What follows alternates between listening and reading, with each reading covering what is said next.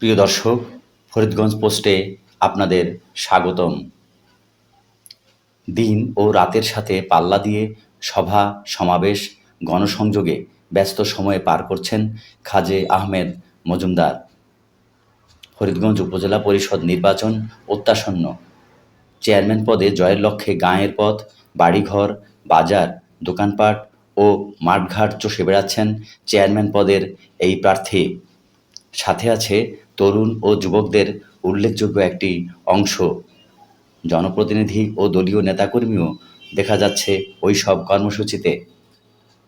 পহেলা মে বুধবার বিকালে স্থানীয় গোবিন্দপুর উত্তর ইউনিয়নের উত্তর চাঁদপুর সরকারি প্রাথমিক বিদ্যালয়ের মাঠে এক সমাবেশে তিনি প্রধান অতিথির বক্তব্য দেন। এছাড়া দলীয় নেতৃবৃন্দ, সাবেক ও বর্তমান জনপ্রতিনিধিগণ বক্তব্য রাখেন। বিকাল ৩টা থেকে আপনারা এই গরম রৌদ্র উপেক্ষা করে বসে রয়েছেন, সেজন্য আপনাদেরকে পুনরায় ধন্যবাদ জানাই। আমি এই ৯ নং ইউনিয়নবাসীর দৃষ্টি আকর্ষণ করে বলতে চাই, আপনাদের ইউনিয়নেও অনেক ভাগা ভাগা নেতার জন্মস্থান। মরহুম মাহমুদুল বাশার কালুপাটারি, আবু সাহেব সরকার, আপনাদের ইউনিয়নে এরকম ভাগা ভাগা কোন নেতা ১ ইঞ্চি রাস্তা পাকা করে দিয়েছে কিনা? হয়েছিল অতীতে? হয় নাই। ২টি রাস্তার কাজ সম্পন্ন হয়েছে, আরো ২টি রাস্তার কাজ চলমান রয়েছে। আমরা ইতিমধ্যে মাননীয় এমপি মহোদয়ের ভোগ বরাদ্দের ২৫ কোটি টাকার বরাদ্দ থেকে এই ইউনিয়নের জনগুরুত্বপূর্ণ কয়েকটি রাস্তা জরুরি ভিত্তিতে পাকা করার জন্য মাননীয় এমপি মহোদয় ডিও লেটার দিয়েছেন। চাঁদপুর স্কুল অ্যান্ড কলেজের ভবন, এই ধানুয়ার জনতা উচ্চ বিদ্যালয়ের, বক্তাশী উচ্চ বিদ্যালয়ের নতুন ভবন করে দিয়েছেন।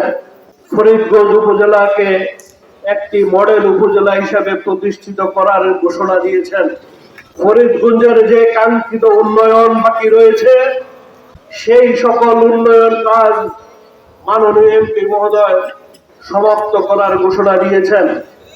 আজকে এই ইউনিয়নের সাবেক চেয়ারম্যান তিনি একটি রাস্তার দাবির কথা জানিয়েছেন। আমরা আপনাদেরকে কথা দিচ্ছি, মাননীয় এমপি মহোদয়ের সাথে কথা বলে সোপানের যে রাস্তা, আমরা সেই রাস্তা পাকা করার জন্য দিয়ে দিয়েছি।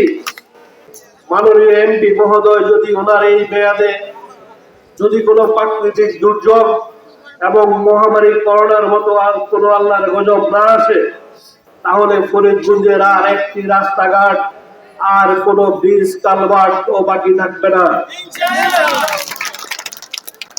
আপনারা সবাই ইতিমধ্যে অবগত হয়েছেন, আমি উপজেলা পরিষদ চেয়ারম্যান পদে একজন প্রার্থী।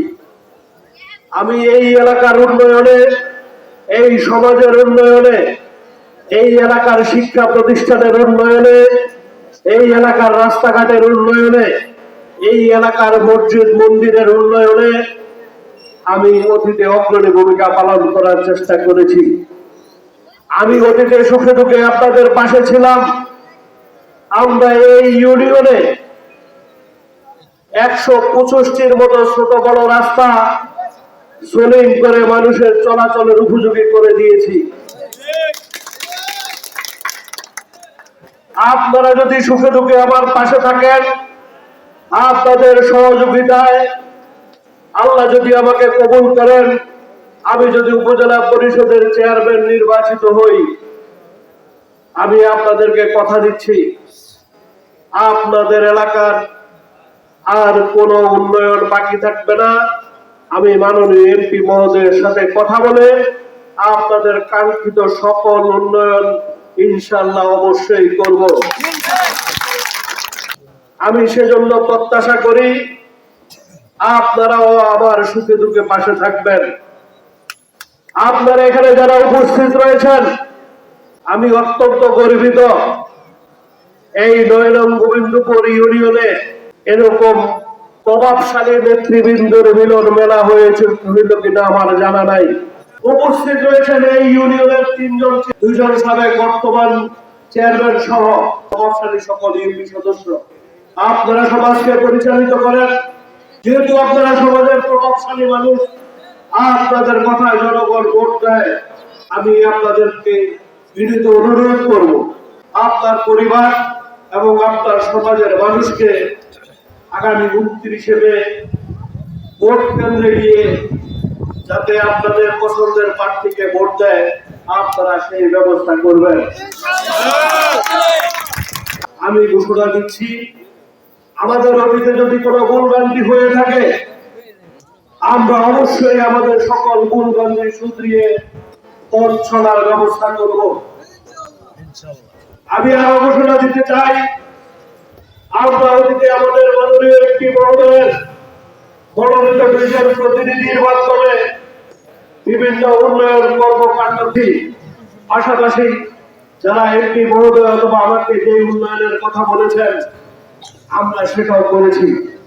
আজকে আমি ঘোষণা করতে চাই, যেহেতু এই গোবিন্দপুর ইউনিয়নের সকল পর্যায়ের প্রভাবশালী এখানে উপস্থিত, নেতৃবৃন্দ উপস্থিত, চেয়ারম্যান মহোদয়রা উপস্থিত, উন্নয়ন কর্মকাণ্ড শুধুমাত্র মাননীয় এমপি মহোদয়ের সাথে, এমপি মহোদয়ের প্রতিনিধিদের সাথে আলোচনা করে নয়, আপনারা যারা ইউনিয়ন আওয়ামীকে নেতৃত্ব দিচ্ছেন, আপনারা মহোদয়ের বরাদ্দ এবং উপজেলা পরিষদের চেয়ারম্যানের বরাদ্দ আপনাদের সাথে আলোচনা করে আমরা সুষম উন্নয়নের ব্যবস্থা করব।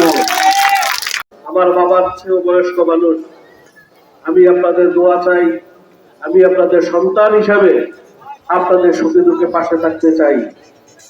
আমার কাছে আপনাদের ইজ্জত নিরাপদ, সম্মান নিরাপদ, আমার কাছে কেউ কোনোদিন অসম্মান হবেন না, এই অঙ্গীকার ব্যক্ত করে সবাইকে আন্তরিক ধন্যবাদ এবং কৃতজ্ঞতা জানিয়ে আমি আমার বক্তব্য এখানে শেষ করছি। জয় বাংলা, জয় বঙ্গবন্ধু।